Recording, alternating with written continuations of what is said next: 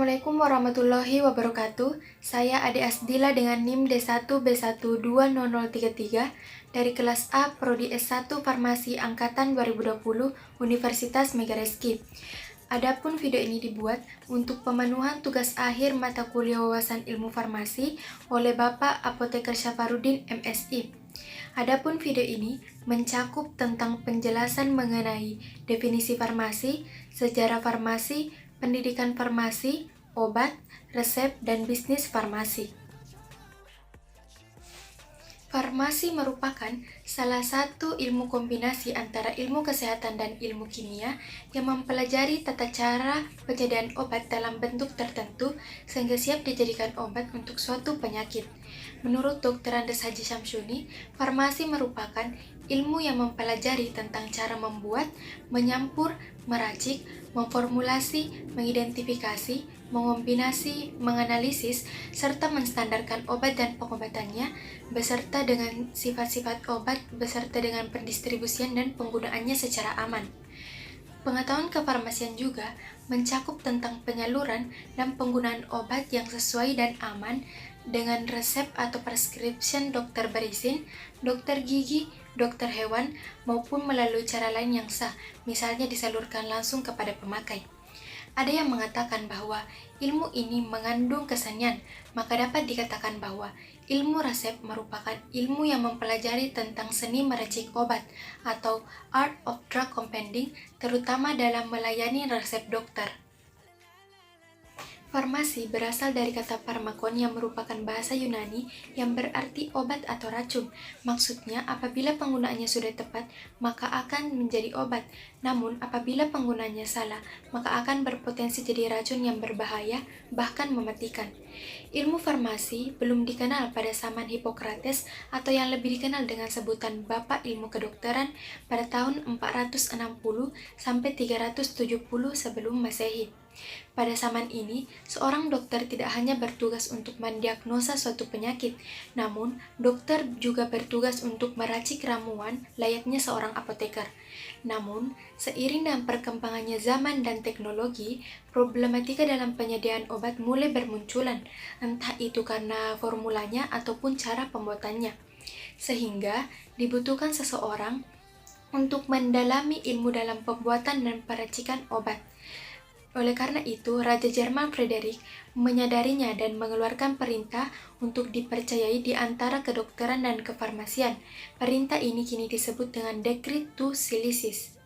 Dari sinilah awal sejarah farmasi, sehingga banyak ilmuwan yang beranggapan bahwa akar dari ilmu kedokteran dan ilmu kefarmasian adalah sama. Ilmu pengobatan sendiri awalnya berkembang di Yunani, Timur Tengah, Asia Kecil, Cina, dan wilayah Asia lainnya oleh para tabib.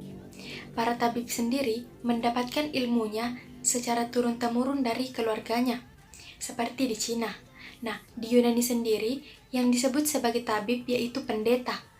Dalam legenda Yunani kuno, Aesculapius memerintahkan Hygieia untuk meracik atau membuat obat yang telah ia racik. Oleh masyarakat Yunani sendiri, Hygieia disebut sebagai Dewi Kesembuhan dan Kebersihan. Di Arab sendiri, pada abad ke-7, para ilmuwan yang mengembangkan farmasi mulai menyebar luas sampai ke Eropa. Pada zaman ini, sudah dibedakan antara peran seorang herbalis dan kedokteran berdasarkan maklumat yang dikeluarkan oleh Kaisar Frederick II dari Roma. Maklumat ini kemudian memisahkan antara peran kedokteran dan kefarmasian dan memiliki lambang yang berbeda. Bowl of Hygieia atau lambang farmasi merupakan patung yang menggambarkan Dewi Yunani yaitu Hygieia yang memegang cawan dengan ular yang mengitari di sekitarnya dan seakan-akan minum dari cawan tersebut. Banyak orang yang percaya bahwa cawan Hygieia dan ular merupakan bentuk keseimbangan antara alam di seluruh muka bumi ini. Ular digambarkan pasien yang bebas memilih antara menyembuhkan dirinya sendiri atau tidak. Banyak juga yang percaya bahwa ular merupakan lambang dari kebijaksanaan dan kesembuhan, karena pada saat orang mati akan ditempatkan ke alam baka yang entah itu baik atau buruk. Nah, ular sendiri dipercaya dapat berkomunikasi dengan orang yang telah meninggal, bahkan ular dipercaya dapat membawa jiwa orang yang telah mati untuk membantu di kehidupan. Yang pertama yaitu SMK Farmasi dengan lama masa studi selama 3 tahun, D3 dan D4 dengan rancang masa studi selama 3 tahun dan akan mendapatkan gelar AMD FM. Sarjana atau strata S1 Farmasi dengan masa rancang studi selama 4 tahun dan akan mendapatkan gelar SSI untuk Prodi Sains dan Teknologi Farmasi, dan Sarjana Farmasi atau S-Farm untuk Prodi Sarjana Klinis dan Komunitas. Selanjutnya yaitu profesi apoteker dengan rancang masa studi selama 1 tahun dan akan mendapatkan gelar apoteker. Selanjutnya yaitu S2 dengan rancang masa studi selama 2 tahun dan akan mendapatkan gelar magister. Dan yang terakhir yaitu S3 dengan rancang masa studi selama 3 tahun dan akan mendapatkan gelar doktoral. Menurut Permenkes, obat adalah bentuk sediaan atau paduan-paduan yang siap digunakan untuk memengaruhi atau menyelidiki secara fisiologi atau keadaan patologi dalam rangka menetapkan diagnosa, pengobatan, penyembuhan, pemulihan, dan peningkatan kesehatan atau kontrasepsi. Menurut Undang-Undang Farmasi, obat adalah bentuk sediaan atau bahan-bahan yang dimaksudkan untuk digunakan dalam menetapkan diagnosa, pencegahan, mengurangi, menghilangkan, penyembuhan penyakit atau gejala penyakit, luka, ataupun kelainan badania maupun rohania pada hewan maupun manusia. Bentuk sediaan farmasi berdasarkan wujud zatnya ada 3, yaitu yang pertama bentuk cair yang meliputi larutan sejati, suspensi, dan emulsi. Yang kedua yaitu bentuk semi padat yang meliputi gel, krim, lotion, dan suppositoria. Dan yang ketiga yaitu bentuk padat yang meliputi pil, kapsul, tablet, granul, dan serbuk.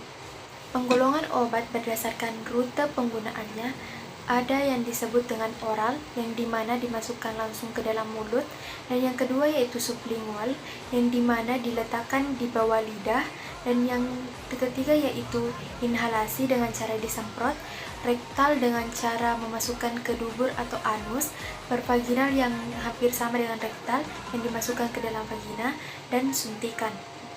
Penggolongan obat berdasarkan rute peredarannya yaitu yang pertama obat bebas. Obat bebas adalah obat yang dapat dibeli secara bebas dan tidak membahayakan pemakai dalam batas dosis wajar, dan biasanya diberi tanda lingkaran berwarna hijau dengan garis tepi hitam. Yang kedua yaitu obat bebas terbatas. Obat bebas terbatas adalah obat keras yang dapat dibeli tanpa menggunakan resep dokter, namun tetap diberi peringatan dan diberi tanda lingkaran berwarna merah dengan garis tepi hitam dan huruf K yang hampir menyentuh garis. Yang ketiga yaitu obat keras. Obat keras adalah obat yang memiliki dosis minimal dan harus menggunakan resep dokter dan diberi tanda khusus yaitu lingkaran berwarna merah dengan garis tepi hitam dan huruf K yang hampir menyentuh garis. Yang keempat yaitu psikotropika. Psikotropika adalah obat yang dapat memengaruhi proses mental, merangsang, menenangkan, merubah pikiran, perasaan, atau kelakuan seseorang. Yang kelima yaitu narkotika. Narkotika adalah obat yang dibutuhkan dalam dunia pengobatan dan iptek yang memiliki ketergantungan atau adiksi yang sangat merugikan individu apabila digunakan tanpa pembatasan atau pengawasan dari dokter. Menurut Surat Keputusan Menteri Kesehatan Republik Indonesia, resep adalah permintaan tertulis dari seorang dokter, dokter gigi, dokter hewan, yang diberi izin sesuai dengan peraturan perundang-undangan yang berlaku kepada apoteker pengelola apotik untuk membuat, meracik, atau menyerahkan obat kepada pasien. Adapun penggolongan resep, yang pertama itu resep yang lengkap.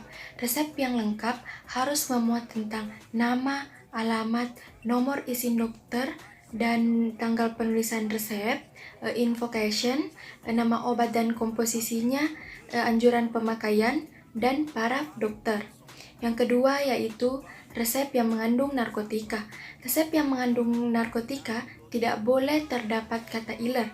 Yang ketiga yaitu resep yang memerlukan penanganan segera. Dan yang terakhir yaitu resep yang dapat dan tidak dapat diulang.